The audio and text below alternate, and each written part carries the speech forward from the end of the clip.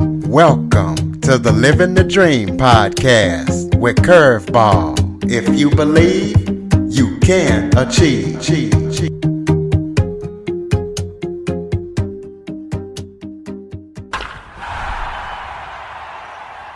Hello and welcome to another episode of Living the Dream with Curveball. I'm your host, Curveball, and today I am joined by a special guest.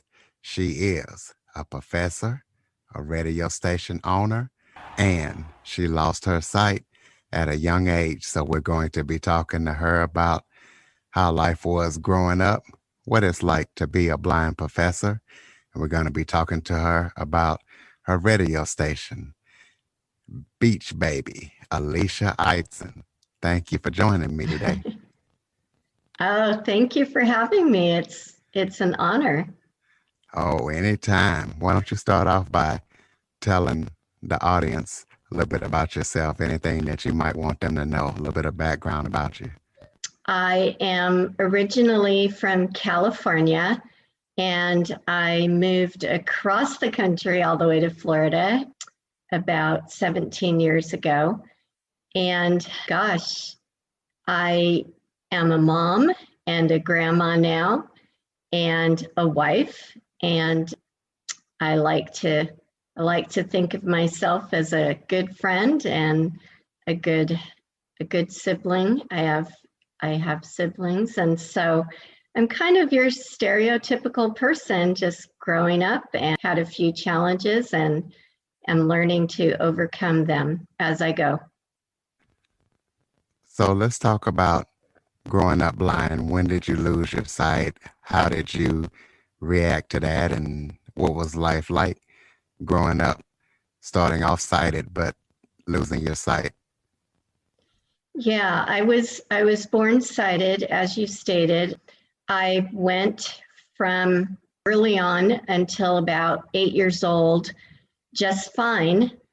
And I had a third grade teacher who noticed, I guess, that I was squinting a lot, noticed that my grades were not as good. I was really a pretty bright kid, I guess. And because of some vision loss, which I didn't even realize was going on because it was such a slow regression.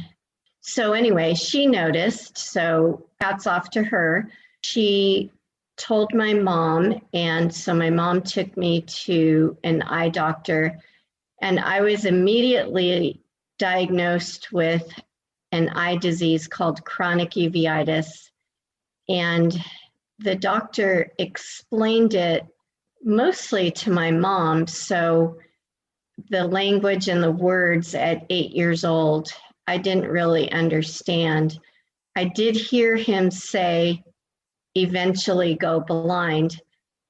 But although I knew what blind meant, I don't think that it hit me, the way that it hit my mom. I was given a pair of glasses, and at that point, anything that was blurry cleared right up. So I didn't even pay attention to blind. It didn't really feel like eventually I would go, quote unquote, blind. It was about 2 years later, when the glasses weren't helping as much, I went back to the doctor. They gave me a different set of glasses that were stronger and a little thicker, weighed a little bit more. And again, I could see, I thought, just fine. And so that was around middle school. And then again in high school, it was starting to get a lot worse. And by this time, my glasses were bifocals and very, very thick, and they magnified my eyes. So people just saw this girl coming down the hallways or walking into a class with these very thick glasses. And and bifocals and big, huge eyes. And they made fun of me. They laughed at me a lot. I was always embarrassed. By the time I was 18, I was legally blind. I was able to drive for about a year and a half. At 16, the glasses helped so that I could see the light colors and the changing and the cars. But it didn't last very long. It was about a year and a half, and I couldn't do it anymore.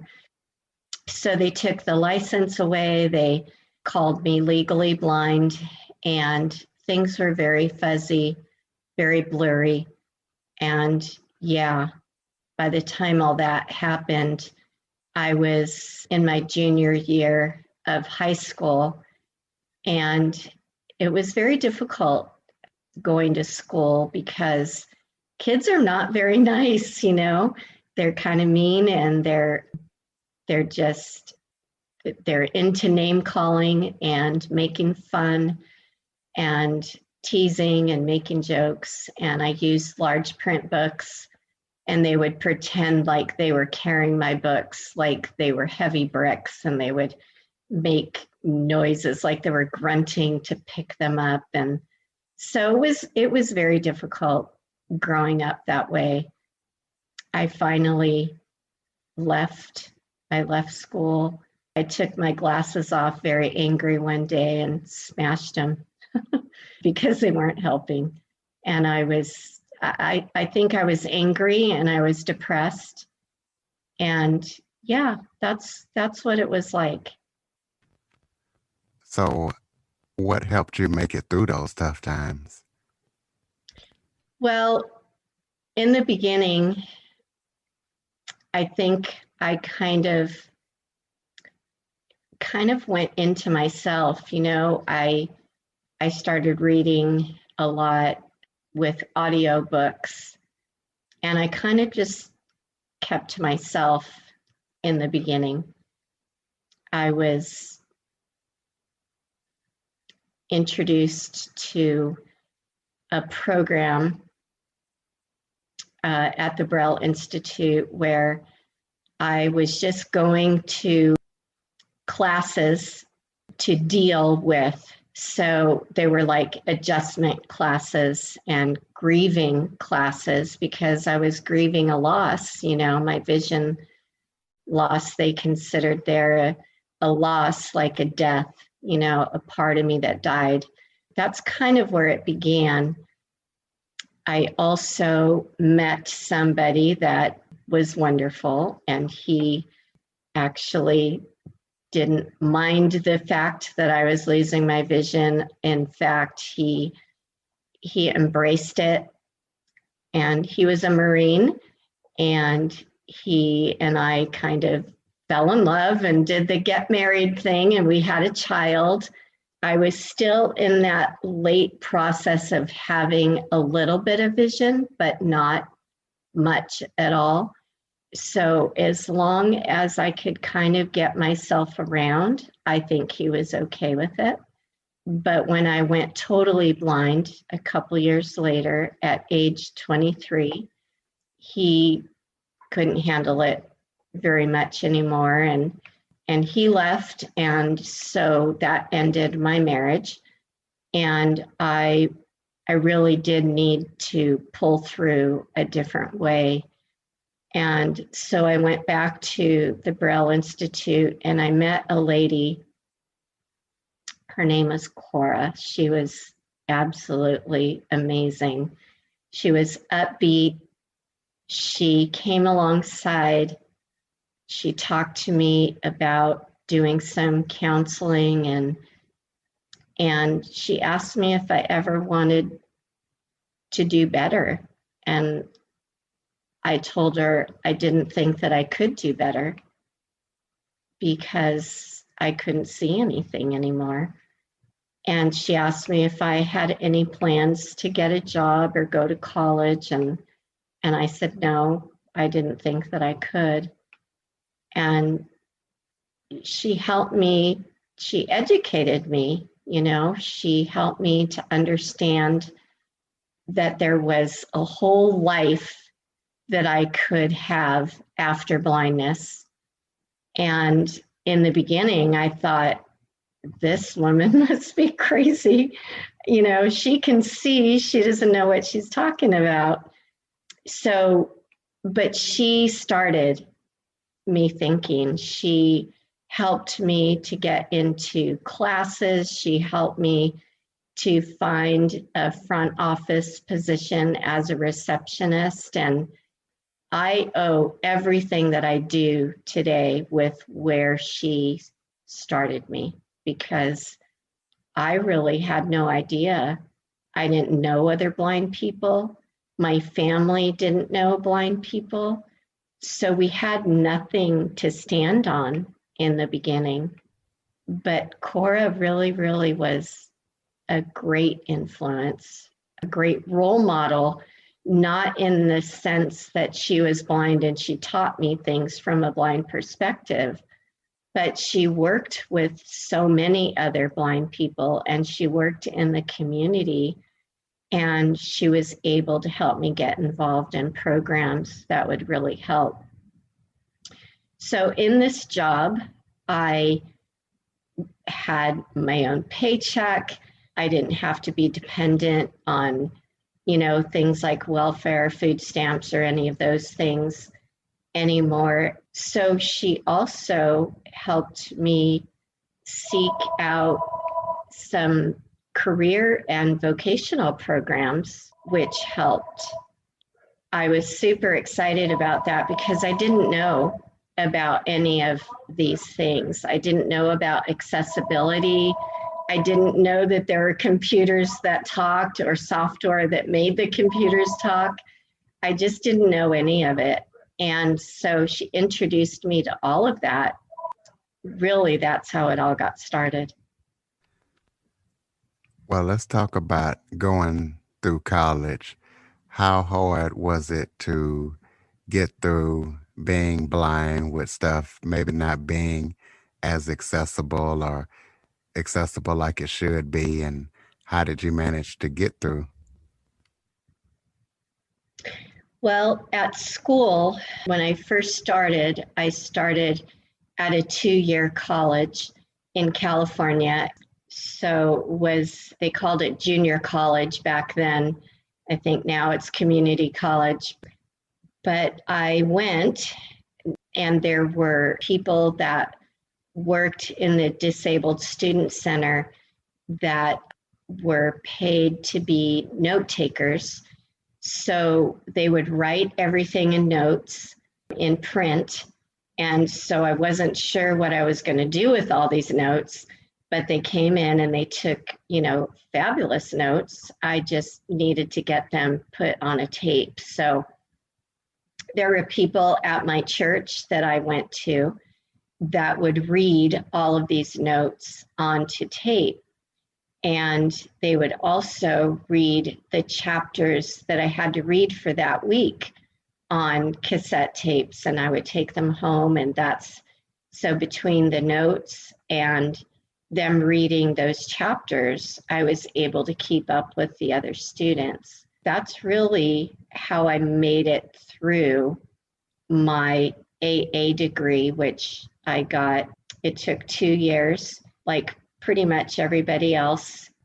And seriously, and I used a guide dog on campus. So that's how I got from, you know, class to class. I was trained by an orientation and mobility instructor to help me use the dog to get from place to place on the campus. So, talk about the degrees that you do have, and these degrees have led you to be a college professor now. So, tell us about that and tell us about the degree that you have. Okay. The 2-year degree that I got was an arts degree in human services. So human services, it was kind of a general degree that helped me to learn how to understand kind of where I came from. There was human services, which entailed victimology because there was some abuse in my past as a very young child. It helped me to understand where I was and where I could be emotionally. And there was some drug and alcohol certificates that I received and some family studies certificates in that program that I received. So I thought that I would continue on and get a bachelor's and possibly a master's so that I could later be a marriage and family counselor and help others in my same situation or in similar situations. And so I did. I went to a 4-year university that was in Fullerton, California, and it was called Hope International. I got a bachelor's of science degree there in human development. So I understood at that point then how people's minds developed and how the developmental process of people changed who we are. From A to B and from B to C, you end up becoming that person that you started, back at the A level, right? So you just made this big, huge circle. And so developmentally, I was understanding other people, but I was also understanding myself and how the process led me from way back when to where I was at that point. And so then I realized that I could become a counselor if I got a master's degree. So I kept going. In that same university, they had a master's program in marriage family therapy. So that was the 3rd degree that I received. And I have to tell you that way back when I was in my first process for the 1st degree, when I walked across that stage the first time, oh my gosh, I mean, I was shaking, I was excited, I had tears. I felt so accomplished. And I think it was that sense of accomplishment that really, really led me to going and getting the next 2 degrees. And of course, I walked across stages then 2 more times because it was my way of acknowledging and my family's way of acknowledging how far I've come or how far I had come. I was a very proud graduate for sure. It wasn't easy. I had to work a lot harder than the average sighted student because there were so many extra steps to take. Learning the technology, I didn't know anything about what most blind people know of now. JAWS was the screen reader that I've always used. I was very, very lucky to have been able to have the vocational program, the VR program that I was in, purchase the JAWS software for me because, at the time I was a single mom because I was divorced at that point. I had my son in my marriage. There was another situation that was going on in my family. It wasn't me personally, but it was my sister, and she was having her own issues. She lost her son, and her son was in an orphanage. And so I didn't want him to grow up, in the quote unquote system, so I ended up being able to adopt him. And so, of course, then I was a single mom to 2 boys, and I was going to school the whole time while I was parenting both of them.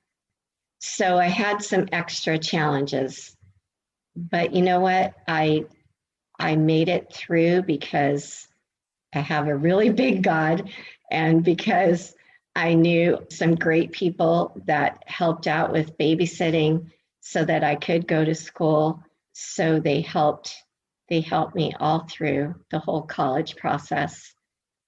And when I think about it right now, I kind of tear up because although it was so hard at the time, I did it. And I did it because I had a good support system. I did it because of technology and how far it had come during that time. I did it because I had some really good friends who helped me, and I had scholarships, and so it helped with the cost of going to school. And so I really feel like in so many ways it was difficult, but I also feel like in so many ways my support system and the technology really was like that. We talk a lot about a hero, or we talk about a lot about wind beneath your wing kind of thing. And I think all of those, supported me and was that wind. So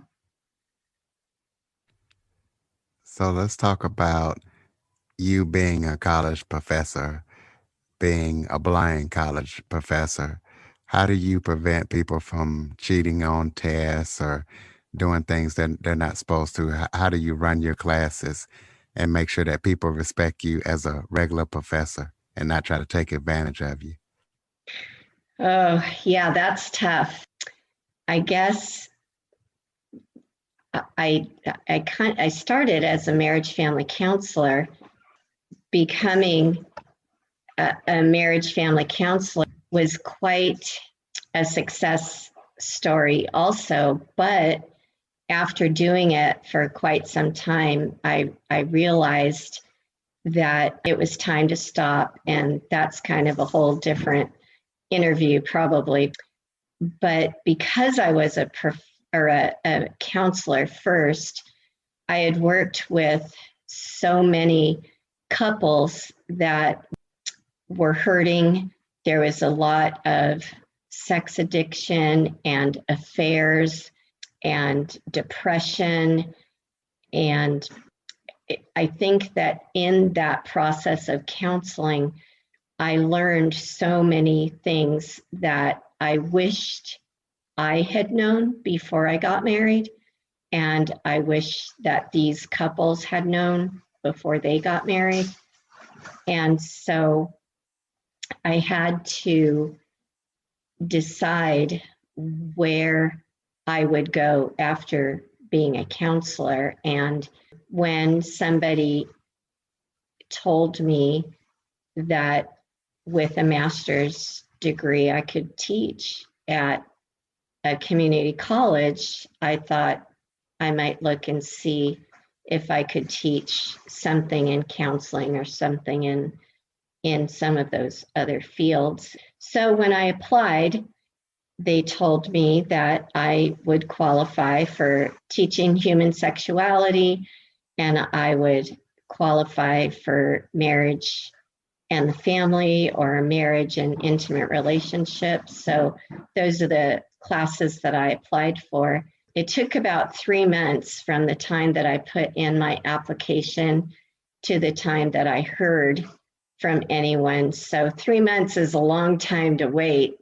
I was really, really thinking that they weren't going to hire me. And I was feeling kind of down on myself, I think, during that time frame. But when she called me, the head of the department called me and she interviewed me, and it was pretty exciting because I was able even to teach her how I would do things, because she said to me, one of her first questions was, well, would I have to hire somebody to sit in the classroom with you? And I said, no, of course not. You would hire me to do the job to teach like you would anybody else. And so she asked me some of those same questions that you did, Curveball, about how would I do this, that, and the other thing. And so really, I use technology a lot when students have to take a test instead of taking a test in the classroom, because I did have them do that in the beginning, but I could hear the whispers and I knew they were exchanging answers and I couldn't really stop it. So we started using the campus technology. At the time it was called Angel, but now it's called Canvas. And so I use that program. We set up our tests online and they take all the tests online. Some of the students that might need extra time or extra help, they'll go into maybe a disabled student center and take their tests and they're monitored so they can't cheat. And for the other students, they have to do it timed, so they can't really cheat either. The program enables the test to kind of be proctored on its own. So because there's a time limit and because they wouldn't have time to rush through and race through notes or race through a textbook, which, you know, some of them probably do have that because I'm not sitting there or someone else isn't sitting there, but it's done so quickly that really they do have to know the information. So that's how tests are done now. In the classroom, I do lectures, I do group projects, so that I put them in groups and they work together on some of their things, some of their tasks, and their papers are done individually and they email them to me. So my screen reader reads me the papers and I can do some responding back to them in an email. So it really has worked. I've been there for 15 years and I haven't had any major complaints from anyone. I'm on Rate My Professor and most of my ratings have come back pretty good. So I think that I've learned how to make things interesting, and I bring in speakers from the community. So if we're talking in a human sexuality class about the different lifestyles or gender identities or orientations, then I bring people into the community who work directly with that population. And so they will talk about it from their points of view. If we're talking about sex and religion, I'll bring in a pastor from the local community or a priest or a rabbi, and they talk about it from their perspectives. If we're talking about being a victim, then I'll bring in people from the community, such as Be the Hero, a counselor who works directly or strictly with those who might have been raped or sexually abused. And so there's lots of ways to bring in the community. And by doing those community speakers, I'm able to teach and educate my students on what programs are in the community. So some students won't speak out about some of their own issues, but now I've taught them, even though I may not even know that they were in that position. But I do give them papers at the end of every semester to write that helps them compare where they were 5 years ago to where they are today and where they want to go 5 years later. So then again, I can respond to that and I can help them and give them some new ideas. And so I develop rapport with the students with some of the things that I give them to do. It all seems to work out pretty well because, some of them have invited me to their graduations later, and some of them have invited me to weddings later. So I feel like I've done pretty well as a professor, and I feel like technology, using JAWS, using the campus Canvas situations have all helped me to stay connected with them, and they to me, and have helped me to get away from some of the things that they do that aren't, like cheating or whatever. I did have a student one time who was cheating, and someone else identified it and came and talked to me after, and so I was able to call them out on it. Most people are good, most people are good. You do have students who will do things behind your back, but when they're blatant out in the middle of everyone, somebody most of the time will come and tell me. Like, I was wondering one day in the classroom why my dog was acting crazy, because usually he just lays there and he's really good. Another student emailed me because they didn't want to say anything in front of the whole classroom because the guy that was doing it was one of the baseball players on athletics team, and they didn't want him to know who it was. So they emailed me and they let me know what was going on. And so I was able to confront him, and I called his advisor, from the athletic advisor. And so that stopped right away. But, people will try to get away with whatever they can. But I think that with technology and with the way that things are set up today, and I always have the backup of my supervisor. He'll listen to the student, he'll listen to me, and he always backs me up. So I've been pretty fortunate that students don't try too many things too often.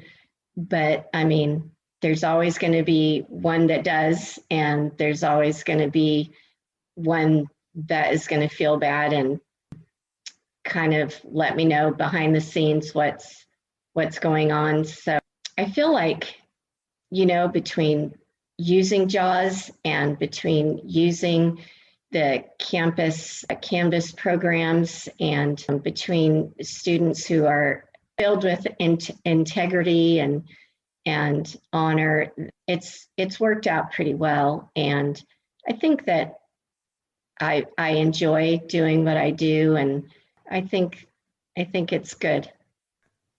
Well, it's good that you have people like that looking out for you. Let's jump into talking about your radio station. You've also, not only have you accomplished all these great things in your life, but now you are also a radio station owner. So talk about how you got that started, what you guys are doing, what's your format, and anything else that you want people to know about your station.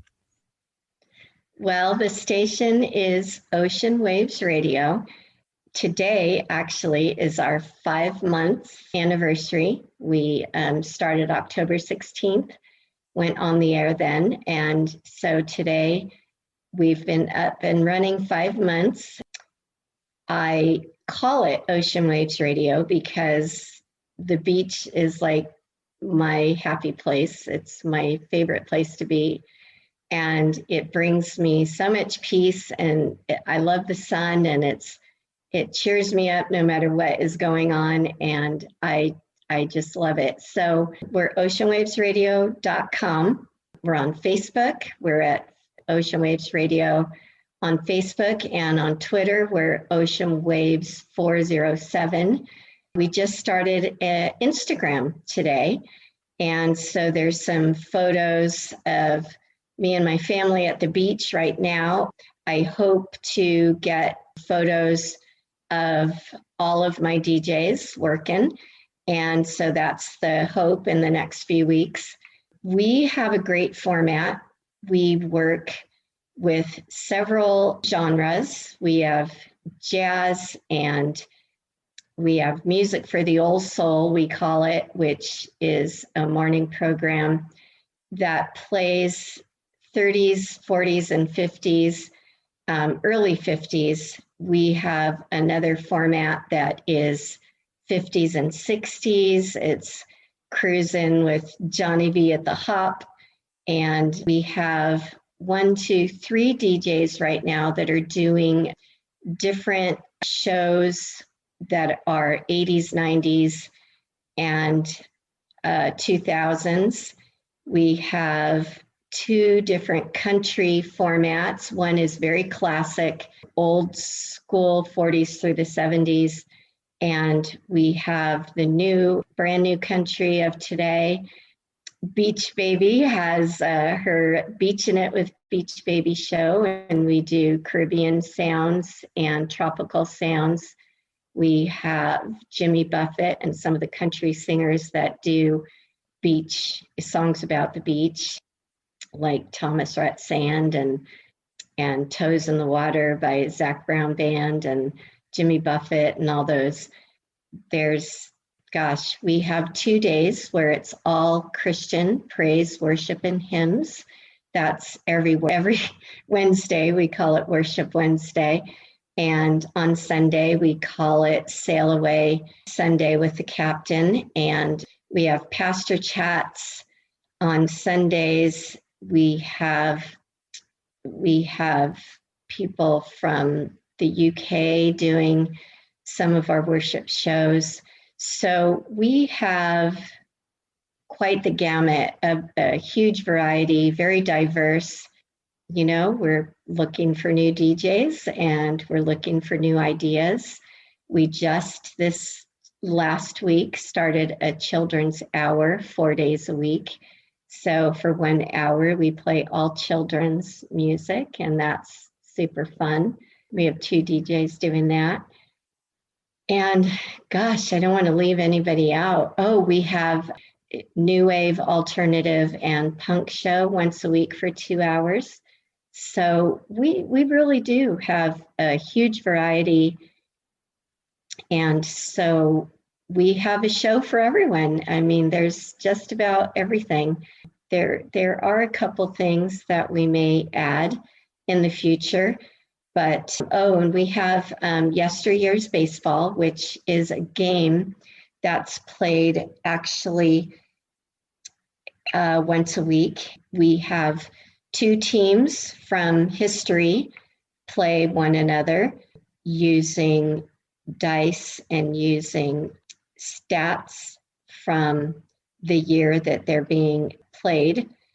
They're able to play again, and we do a regular series. So we're on our 3rd series right now. Game 5 just played, and it's the Mets and the Mets and the Reds, I think. I hope I'm not wrong, but they do a game right now. They're like I said, just finished the 5th inning or the 5th game.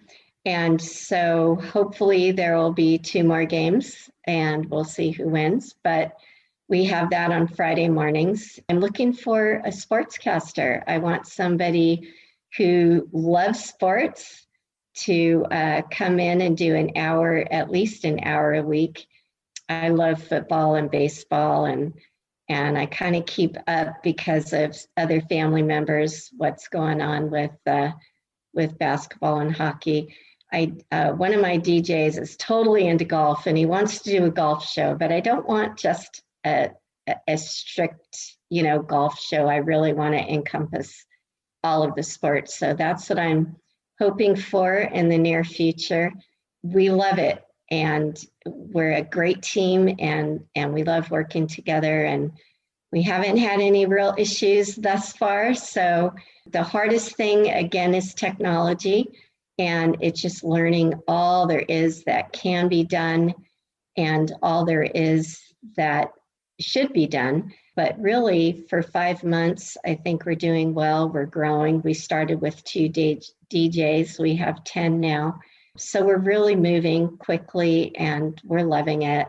So hopefully anybody who listens that is interested could email us at oceanwavesradio@gmail.com and let us know where you're interested. There's also a DJ application on our website that they would need to fill out. So yeah, we're just loving it. It's super fun. I love music and I love the beach. And so I've been able to coincide the two of them, kind of join the two of them together. So yeah, it's exciting.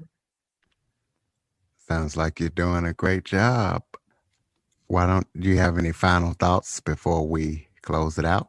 I guess because you are talking with a lot of people that have overcome blindness in so many different ways, I guess I just want to end it by just kind of letting people know that, whether you're sighted or whether you're visually impaired or blind,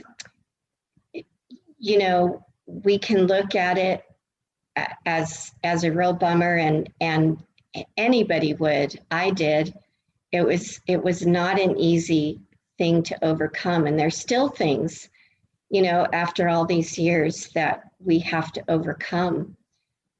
But one thing that I always say, and I use the ocean as my format in this, but if I'm cruising along and I fall out of the boat for whatever reason, and the waves are hard and they're strong, and I have to fight to keep my head above water. I have to tread, and I will do whatever it takes to swim back and get back on the boat, because the only other option is to sink. And I don't want to sink. I want to tread and I want to keep swimming and I want to get back on that cruise ship, because that's where life is good. So I guess I would say to your listeners, if you're only treading to keep your head above water, find a way, find a path for you to swim back and get back on the boat, because that's where it's fun, that's where it's safe, that's where you can get from point A to point B. And we all have, or should have, goals. And even though I've come as far as I have, I still have goals to go farther. And so I'm going to find whatever way I can to make that happen. And so I would hope that would be the case for your listeners as well. Thank you. Thank you so much for letting me do this. It's been, like I said in the beginning, an honor, and I love it. And I love sharing my story because I want it to be able to help others. Well, we sure appreciate you coming on, and I definitely wanted to get your story out there so you could help others too. Ladies and gentlemen, that was Alicia, the Beach Baby Eidson. Make sure to follow, subscribe, share, review, and rate after listening. For more information on the Living the Dream podcast, visit www.djcurveball.com. Until next time, stay focused on living the dream.